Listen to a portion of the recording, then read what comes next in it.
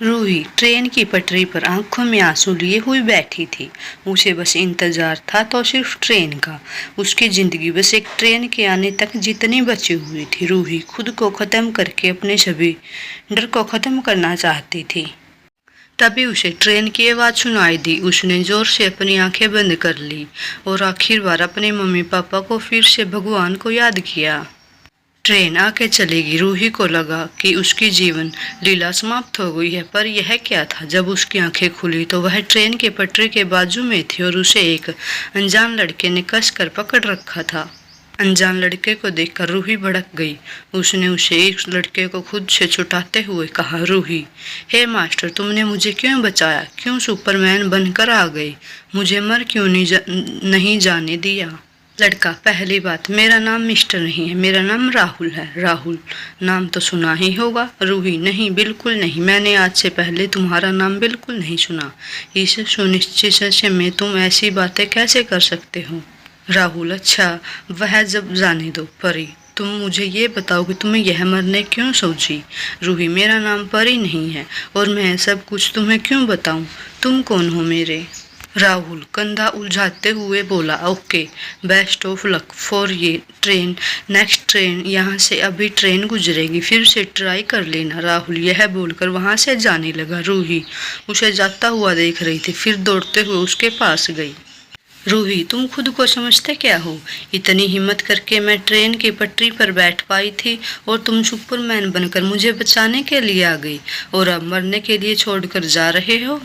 राहुल, जिसने मरने के लिए ठान ही ली तो उसे कौन बचा सकता है? मान लो कि मैं तुम्हें बचा भी लूं, फिर क्या गारंटी है कि तुम दोबारा मरने की ट्राई नहीं करोगी? अरे, सुसाइड करने के हजारों तरीके मिल जाएंगे तुम्हें। रूही, पर कोई ऐसे मरने के लिए छोड़कर जाता है? राहुल, पहले तुम सुसाइड कर लो, तुम्हें मरना है या नहीं? रूही, हद करते हो तुम। कितनी हिम्मत से जाकर मैं वहां पर बैठ पाई थी और अब हिम्मत नहीं हो रही। राहुल मुस्कुराते हुए, अच्छा चलो अब यह बताओ मैम कि तुम्हें मरना क्यों था? रूही आंखें नीचे करके, तुम मुझे रूही बोल सकते हो। वह दरअसल बात यह है कि 12th में मेरे पेपर्स अच्छे नहीं गए। पापा मम्मी को मुझसे बहुत उम्मीद थी। जब रिजल्ट आएगा तो उनकी सारी उम्मीदें टूट जाएगी, इसलिए मैं। राहुल रूही का चेहरा अपने हाथों से उठाकर उसकी आंखों में देखते हुए, और जो तुम यह करने जा रही थी उससे तुम तुम्हारे पेरेंट्स की उम्मीदों पर खड़ी उतरती? रूही, पापा मुझे डॉक्टर बनाना चाहते हैं पर मैं एक्ट्रेस बनना चाहती हूँ। मेरा बचपन का सपना एक्ट्रेस बनने का है। पापा के कहने पर मैंने साइंस में एडमिशन लिया और पापा के सपने को पूरा करने के लिए मेहनत भी की, पर पेपर्स अच्छे नहीं गए। रिजल्ट के बाद मैं खराब ग्रेड के साथ मेडिकल में भी एडमिशन नहीं ले पाऊंगी। राहुल, ज़्यादा से ज़्यादा तुम्हारे पापा तुम्हें डांटते और क्या करते? ग्रेड कम आने पर तुम्हें उन्हें अपने सपनों के बारे में बताते तो वक्त जाता, पर मान जाते। पर यह सुसाइड करके क्या तुम उन्हें खुशी देने वाली थी? रूही, सॉरी, यह ख्याल तो मेरे दिमाग में आया ही नहीं। And Rahul, thank you so much for saving मी। राहुल, एक बात समझ लो रूही, मरने का तो एक ही रीजन होता है, पर जीने के हजारों रीजन होते हैं। बस एक रीजन ढूंढ लो, फिर तुम ही कहोगी लव यू जिंदगी। रूही अपने हाथ आगे बढ़ाते हुए, फ्रेंड। राहुल मुस्कुराते हुए रूही को हैंड शेक करते हुए, फ्रेंड। फिर दोनों बातें करते हुए वहां से अपने व्हीकल के पास आते हैं और फिर बाय कहकर चले जाते हैं बिना नंबर सेव किए। राहुल और रूही के पास न तो एक दूसरे के नंबर्स हैं, न ही पता क्या वह आपस कभी मिल पाएंगे। यह जानने के लिए पढ़ते रहिए और सुनने रहिए। इस प्यार को क्या नाम दूं? रूही वहां से सीधा अपने घर जाती है और जाकर सरला जी, रूही की मम्मी, के गले लगकर रोने लगती। सरला जी ऐसे रूही को रोता देख चौंक जाती है और उन्हें कहती है, सरला जी, अब तुम्हें क्या हुआ है? रूही, कुछ हुआ है क्या? ऐसे तुम रो क्यों रही हो? रूही, कुछ नहीं मम्मी, बस ऐसे ही। आज तो मुझे ऐसा लग रहा है आज के बाद मैं आपको कभी नहीं मिल पाऊंगी। मुझे माफ कर दो मम्मी। मम्मी, तुझे क्या हो गया है? तू ऐसी बाकी बेकी बातें क्यों कर रही है? जा फ्रेश होकर आराम कर ले। आज तेरा लास्ट पेपर था ना, लगता है स्टडी का प्रेशर होगा तुझ पर। रूही सोचती है कि वह अपनी मम्मी को कुछ नहीं बताएगी। नहीं तो खाम खाम मम्मी परेशान हो जाएगी, इसलिए वह चुपचाप फ्रेश होकर अपने कमरे में जाकर लेट जाती है। वह मन ही मन खुद पर प्रेशकम करती है और अब वह दोबारा कभी कमज़ोर पड़कर खुद को ख़त्म करने का नहीं सोचेगी। वह खुद का सपना पूरा करेगी। वह कैसे भी करके एक्ट्रेस बनेगी और पापा को इस बात के लिए मना भी लेगी। तभी रूही को राहुल का चेहरा याद आता है और उसकी बातें याद आती हैं। रूही के चेहरे पर एक बड़ी सी स्माइल आ जाती है। फिर खुद के सिर पर वह एक हल्की सी तपती मारकर खुद ब खुद बड़बड़ाती है। रूही तू भी न रूही, कितनी बड़ी अकल की पैदल है। जिस इंसान ने तेरी जान बचाई उसको सही ना थैंक यू ना बोला, ना ही उसका कॉन्टैक्ट नंबर लिया। अब वह मुझे कभी मिलेगा भी नहीं। रूही राहुल के सोच में डूबी होती है कि तभी रूही की फ्रेंड काजल का कॉल आता है। हेलो, बोल काजल। यार इतने दिन स्टडी का प्रेशर था, आज ही अपने इस प्रेशर से फ्री हुई तो क्या न करें, अपने बाहर ऐसे घूमने चले और डिनर भी वहाँ बाहर ही कर लेंगे। हाँ यार मैं भी यही सोच रही थी, तो चल कल शाम 5 बजे मिलते हैं। हाँ ठीक है, मैं कल शाम को आ जाऊंगी तेरे घर, फिर वहाँ से हम साथ ही घूमने चलेंगे। रूही कुछ सोचते हुए, पर रुक, एक काम करना, तू कल दोपहर को ही मेरे घर आ जाना, मुझे तेरे से एक बात शेयर करनी है। क्या यार, अभी फ़ोन पर ही बता दे। नहीं, कल तू घर आ जाना फिर बताती हूँ। चल बाय, कल मिलते हैं। Okay bye. रूही खुद ब खुद मन में सोचती है कि वह पापा को कैसे मनाए। तभी नीचे से शिव दीदी दीदी करता हुआ रूही के कमरे में आ जाता है। शिव दीदी, आपके एग्ज़ाम हो गए, चलो ना मेरे साथ नीचे बैडमिंटन खेलते हैं। रूही तेरे फ्रेंड्स के जाकर साथ खेल ले, मुझे परेशान मत कर, आज तो मैं नहीं खेलने वाली। शिव प्लीज़ दी, चलो ना, उनके साथ तो मैं हर रोज़ खेलता हूँ, आज आपके साथ खेलना है। रूही, शिव भाई देख, मेरे दिमाग में दही मत कर, आज मेरा मन नहीं है। शिव हंसते हुए, दी आज तो मैं आपकी नहीं सुनूंगा, देखो ना आप अभी खेलते ही नहीं, मैं कैसे मोटे हो रहे हो। रूही शिव को मारते के लिए दौड़ती है। रुक जा, आज तेरी खैर नहीं, बस एक बार तू हाथ में आ जा, फिर पता चलेगा कि कौन मोटा है। शिव भागते हुए नीचे आ जाता है। रूही भी उसके पीछे पीछे नीचे आती है और शिव को पकड़ लेती है। रूही, अब बता जरा तू क्या कह रहा था। शिव, सॉरी दी, आप मोटे नहीं हो, बस मैं तो आपको नीचे लाने के लिए बोल रहा था। अब आप नीचे आ गई हो तो चलो खेल भी लो मेरे साथ प्लीज। रूही मुस्कुराते हुए, ओके। शिव और रूही 1 घंटे नीचे खेलकर ऊपर आ जाते हैं। रूही सरला जी के किचन में हेल्प करने लगती है। तभी उसके पापा राजेश जी भी आ जाते हैं। रूही राजेश जी को अपने सपनों के बारे में बताना चाहती है, पर वह चाह कर भी नहीं बता पाती। फिर वह बाद में बताने का सोचती है। दूसरे दिन दोपहर को जब काजल रूही के घर आती है तो वह काजल को अपने कमरे में ले जाकर उसे कल की सारी बातें बताती है और बताते हुए उसकी आंखों में आंसू आ जाते हैं। काजल, रूही यह तो तू क्या करने जा रही थी, थोड़ी सी भी अक्ल है तुझ में। रूही, मैं क्या करूं यार, कुछ सूझ ही नहीं रहा था, जब रिजल्ट आएगा तो मैं पापा से नजरें नहीं मिला पाऊंगी। काजल, कितनी ज़्यादा होशियार है तू फेल कैसे हो सकती है। रूही, फेल तो नहीं होंगी बट 80% मार्क्स भी नहीं आएंगे, पर अब मैंने फैसला कर ही लिया है कि मैं पढ़ाई के साथ साथ खुद के सपने को भी पूरा करूँगी। आगे से अब ऐसा कुछ नहीं करूँगी। काजल, हाँ, अब आगे से ऐसा कुछ करने की सोचना भी मत। वैसे जितने तुझे बताया है वह कौन है। रूही आंखों में चमक और होठों पर मुस्कान के साथ, वह एक सुपरमैन है। ऐसा लगता है कि जैसे भगवान जी ने उसे मुझे बचाने के लिए ही भेजा था। काजल हंसते हुए, तेरे उस सुपरमैन का नाम क्या है, दिखने में कैसा है। रूही, बॉडी बिल्ड के दुकान था वह, लगता है फिल्मों बहुत देखता है वह, उसका नाम राहुल है। दिखने में भी काफ़ी हैंडसम लग रहा था, पर मैं उसे ठीक से थैंक यू भी नहीं बोल पाई। काजल, तब नहीं बोल पाई, अब बोल दे। रूही उदास होते हुए बोली, उसका कोई कॉन्टैक्ट नंबर नहीं है मेरे पास। काजल, सच में। काजल को अपने सिर पीटने का मन करने लगा। चल कोई नहीं, अब कभी उससे दोबारा मिले तो बोल देना। रूही और काजल शाम को बाहर जाने के लिए एक्टिवा पर निकल जाते हैं। तभी एक ट्रैफिक सिग्नल के पास रूही को राहुल दिख जाता है। रूही अचानक से राहुल को देखती है। वह उसका पीछा करती है और राहुल ट्रैफिक सिग्नल के आगे निकल गया। रूही सिग्नल से थोड़ी पीछे ही थी। अब वह सिग्नल में फंस गई।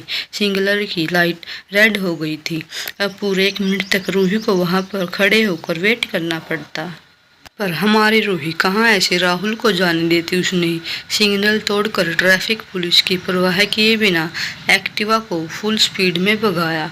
ट्रैफिक पुलिस तो बेचारी सीटी की बजाती रहेगी। उधर काजल रूही की इस हरकत से अकड़ा रही थी। फिर उसने मुंह के माइक नेक स्टॉप ऑन हो गई। काजल रूही की बच्चे एक्टिवा की स्पीड कम कर। और तूने किस खुशी में सिग्नल तोड़ा। देख कैमरे में हम दोनों कैप्चर भी हो गए होंगे। तेरी कहाँ की ट्रेन छूटी जा रही है। तू इतने स्पीड में एक्टिवा भगा रही है। तुझे मरने का शौक है तो मर। मुझे भी अपने साथ लेकर क्यों मर रही है। तू सुन भी रही है कि मैं क्या कह रही हूँ। इतनी देर से मैं बक बक कर रही हूँ और तू है कि अपने ही धुन में है। काजल की बात सुन रूही मुस्कुराने लगी, पर फिर हताश होते हुए एक्टिवा को साइड में खड़ा कर देती है। काजल, अब क्या हुआ तुझे। यूं अचानक तेरी बुलेट रुक कैसे गई। रूही, यार मुझे ट्रैफिक सिग्नल पर राहुल दिखा था। काजल, तूने मुझे उससे मिलवाया क्यों नहीं और तूने भी उससे बात क्यों नहीं की। रूही, मेरी माँ, पहले मेरी पूरी बात तो सुन ले फिर बक बक कर। काजल, अच्छा बोल अब। रूही, सिग्नल पर मैंने राहुल को खड़े हुए देखा पर सिग्नल क्लियर हो गया। पर एक जब तक अपने सिग्नल से बाहर निकलते वापस सिग्नल रोड आ गया। इसलिए लाइफ में पहली बार मैंने सिग्नल तोड़ी और वह मुझे दिख भी रहा था। इसलिए मैंने फुल स्पीड में एक्टिवा भगाई उदास होते हुए। पर वह सुपर हीरो एकदम से गायब हो गया। काजल, चल कोई ना, अब ऐसे उदास मत हो तू। तेरा वह सुपर हीरो उसी शहर में रहता है। कभी ना कभी मिल ही जाएगा तुझे वह। रूही, तू सही कह रही है। काजल और रूही दोनों गलत थे। पूरे 2 महीने बीत गए थे पर रूही को अभी तक राहुल कहीं नहीं दिखा था। रूही ने वैकेंसी में जॉब भी ढूंढ ली थी। उसे खाली बैठने से जॉब करना बेटर लगता था। इस दौरान अब वह रूही का +2 का रिजल्ट भी आ गया था। उसे 85% मार्क्स आए। उसके पापा माही से बहुत खुश थे और वह मेडिकल कॉलेज में फॉर्म फीस अप करने में चालू हो गए। एक दिन रूही हिम्मत करके अपने पापा के पास आकर बैठी और उनसे कहा, पापा मुझे आपसे ज़रूरी बात करनी है। राजेश जी, हाँ बोल। रूही, पापा चुप हो जाती हैं। राजेश जी, बोल ना रूही, क्या बात है, चुप क्यों हो तुम कोई बात कहना चाहती हो क्या। रूही, नहीं पापा, वह मैं उसके मुंह से आवाज़ ही नहीं निकल पा रही थी। राजेश जी, अब यूं मैं करती रहेगी या बताइए। रूही, पापा मुझे मेडिकल लाइन में नहीं जाना, मैं डॉक्टर बनना नहीं चाहती। रूही एक सांस में बोल गई। राजेश भाई को यह सुनकर बहुत बड़ा झटका लगा। राजेश जी, तेरी तबीयत तो ठीक है ना, तुझे पता भी है तू क्या कह रही है। मैं तुझे जब तक छोटी थी तब से डॉक्टर बनाना चाहता हूँ। रूही, पापा मेरी तबीयत बिल्कुल ठीक है। फिर वह शांत स्वर में कहने लगी, बचपन से मेरा सपना एक्ट्रेस बनने का है पापा। अभी मैं फैशन डिजाइनर के कोर्स में एडमिशन लेना चाहती हूँ। यह मेरे सपने का फर्स्ट स्टेप होगा। राजेश जी, क्या कहा तूने, तू हीरोइन बनना चाहती है। रूही, जी पापा। राजेश जी, हम मेडिकल में बिलोंग करते हैं। तू वहाँ में चमक धमक वाली लाइन में कैसे एक्ट्रेस होगी। बाहर से चमकती हुई दुनिया अंदर से कितनी खोखली होती है यह पता है तुझे। रूही, पापा प्लीज़ आप मुझे फैशन डिज़ाइनर का कोर्स करने दो। यह 2 साल का कोर्स होता है और उसके बाद 2 साल आप मुझे और दे दो। इन 2 सालों में अगर मैं कुछ नहीं कर पाई तो मैं फैशन डिज़ाइनर में ही अपना करियर बना लूँगी। राजेश जी, ठीक है, जब तूने डॉक्टर ना बनने का डिसाइड कर ही लिया है तो मैं तुझे रोकूंगा नहीं। तेरे सपने पूरा करने के लिए तेरे पास 2 साल है। रूही की आंखों में खुशी के आंसू आ गए और वह अपने पापा के लिपट गई। रूही, थैंक यू पापा, यू आर द बेस्ट पापा इन द वर्ल्ड। तभी रूही की मम्मी सरला जी आ जाती है। सरला जी, किस बात की थैंक यू बोल रही है तू पापा को। राजेश जी सरला जी को सारी बातें बताते हैं। सारी बातें सुनकर वह चौंक जाती और इस बात के लिए तैयार नहीं होती। उन्हें रूही की बहुत चिंता होती है पर राजेश जी के समझाने पर फाइनल वह मान जाती है। अब तो रूही के सपनों को पंख मिल चुके थे, बस बाकी था तो उसकी उड़ान भरने का। अब देखते हैं कि रूही का सुपर हीरो रूही की लाइफ में राहुल दोबारा एंट्री मार पाएगा या हमेशा के लिए एग्जिट हो जाएगा। आज कॉलेज में जाने की वजह से उसे जॉब में जाने में देर हो गई, इसलिए वह मन ही मन लगाकर फटाफट काम खत्म कर रही थी। फिर भी आज उसे घर जाने में देर होने वाली थी क्योंकि ऑफिस में काम ही इतना ज़्यादा था। उसने सरला जी को फ़ोन करके बता दिया कि आज उसे ऑफिस में देर होने वाली है। करीब 9:30 बजे के आसपास वह अपना काम खत्म करके ऑफिस से बाहर आई। लास्ट बस भी जा चुकी थी, इसलिए वह ऑटो करने के लिए दूसरी साइड में आ गई। रुकिए रुकिए, आप सभी को दिमाग पर जोर डालने की जरूरत नहीं है। आप सभी यह सोच रहे होंगे ना, रूही की तो खुद की एक्टिवा है तो वह ऑटो या बस में क्यों जा रही है। तो चलो आपको फ्लैशबैक में ले जाती हूँ। जिस दिन चुलबुली रूही ने ट्रैफिक सिग्नल के नियम को भंग किया था तो उसी दिन रूही और काजल की पिक्चर कैमरे में कैद हो गई थी। 5वें दिन तो वह पिक्चर अपने घर करियर पहुंच गई थी और साथ में साथ सिग्नल तोड़ने की पेनल्टी। उस दिन तो बेचारी रूही को उसके मम्मी और पापा से जमकर क्लास लगी थी और उसके पापा ने उसे एक्टिवा का चाबी भी ले ली थी और उसे आने जाने के लिए पब्लिक ट्रांसपोर्ट यूज करने के लिए कहा था। रूही ने दूसरी साइड में जाकर ऑटो रिक्शा रोकी और उनमें बैठकर घर जाने लगी। तभी कुछ देर जाकर वहां थोड़ा सुनसान रास्ता था, वहां पर ऑटो वाले ने रिक्शा रोक दी और 2 लोग आकर रूही के दोनों साइड बैठ गए और रूही के साथ बदतमीजी करने लगे। रूही ने अपने लोस्ट साइड वाले इंसान को खींचकर 2 तमाचे लगा दिए और उसके पहले वह सब कुछ सोचती रूही ऑटो से उतरकर भागने लगी। अब बड्डे भी उसके पकड़ के लिए उसके पीछे हो गए थे। रूही मौका पाकर एक पेड़ के नीचे जाकर छुप गई। तभी थोड़ी देर बाद रूही को ऐसा लगा जैसे कोई उसके पीछे खड़ा हो। वह पीछे मुड़कर देखने लगी। अचानक रूही उस इंसान को देखकर खुश हो गई और रोते हुए उसके लिपट गई और उससे कहा, रूही सुपरमैन तुम? राहुल मुस्कुराता है, सुपरमैन नहीं राहुल, और तुम्हें क्या हुआ है? अपना हुलिया तो देखो। रूही सामने की तरफ हाथ से इशारा करती है। 3 गुंडे जैसे दिखने वाले इंसान सामने थोड़ी ही दूरी पर खड़े रूही को ढूंढ रहे थे। राहुल तुम्हारे पास लाल मिर्च का पाउडर है? कुछ सेल्फ डिफेंस के लिए रखती हो अपने पास? रूही ना में सिर हिलाती है। राहुल तुम भी ना, इतना कांड होता है हर रोज फिर भी कुछ सीखती नहीं। यह नहीं घर से बाहर निकलो तो खुद को बचाने के लिए कम से कम लाल मिर्च लेकर ही निकले। फिर राहुल अपने बैग से लाल मिर्च का पाउडर निकालता है और रूही के हाथ में थमाता है। राहुल के पास मिर्च का पाउडर देख रूही की आंखें फटी की फटी रह जाती हैं। राहुल अब ऐसी आंखें फाड़ कर देख क्या रही हो? क्या हम बॉयज नहीं रह सकते? अब देखो मत जाओ। और 1 मिनट पेड़ की एक लड़की तोड़कर रूही को देता है और रूही तुम नहीं मार सकते उन कमीनों को। राहुल मान लो आज मैं तुम्हें मार कर भगा भी देता हूँ तो कल तुम्हें परेशान करेंगे तो क्या करोगे? थोड़ी बहादुर बनो और जाकर उन कमीनों की टांगे तोड़ दो। रूही मन ही मन बड़बड़ाती है, कैसा इंसान है यह? ईगो तो कूट कूट कर भरा है, इसमें एक लड़की की मदद भी नहीं कर रहा। मन कर रहा है कि इसे डंडे से इस राहुल को ही बच्चे का सिर फोड़ दूं। रूही हिम्मत करके उन गुंडों के पास जाती हो और वह कुछ समझ पाती इससे पहले वह उन पर लाल मिर्च पाउडर स्प्रे कर देती है। उन गुंडों की आंखों में जलन पड़ने लगती है तो वह अपनी आंखें बंद करके इधर उधर रूही को पकड़ने के लिए हाथ पांव चलाते हैं। मौका देखते ही रूही उस मोटी लकड़ी से गुंडों की जमकर पिटाई करने लगती है। फिर उनमें से एक गुंडा रूही को धमकी देता है, ये लड़की देख हमसे पंगा मत ले, हम तुझे बाद में छोड़ेंगे नहीं। रूही अबे चुप, मासूम लड़कियों को छोड़ते हुए तुम गुंडों को शर्म नहीं आती? देख मेरे साथ मेरा एक फ्रेंड है जिसने मुझे मोबाइल से तुम्हारी साथे करतूतें और वीडियो बना ली। हम फ्रेश वाले हैं, देख अब तुम तीनों की यह वीडियो कैसे वायरल होगी और छेड़छाड़ खाने जुर्म में जेल जाओगी। वह अलग रूही के जानबूझकर झूठ बोला। रूही की बातें सुन गुंडे तो एकदम से डर गए और उन्हें बोलने का सुर ही बदल गया। एक गुंडा, बहन हमें माफ़ कर दो, हम आज के बाद अपनी बीबी को छोड़कर सबको बहन की नज़रों से ही देखेंगे, किसी भी लड़की के साथ ऐसी बदतमीजी नहीं करेंगे। दूसरा गुंडा, वह वीडियो प्लीज़ डिलीट कर दो। रूही ठीक है, अब निकलो यहाँ से, हम यह वीडियो सेव करके रखेंगे यहाँ दो में, दोबारा ऐसी हरकत की तो समझ लेना तुम तीनों तुम सबके काम से गए। रूही की धमकी के बाद वह तीनों वहाँ से चलने बने। उसके बाद राहुल रूही के पास आकर बोला, राहुल मुस्कुराते हुए, अरे वाह तुमने तो शेरनी बन गई। रूही गुस्से में, और तुम गिद्दड़, मेरा मन ही तो कर रहा था कि इसी लकड़ी से पहले तुम्हारी पिटाई कर दूं फिर उनकी।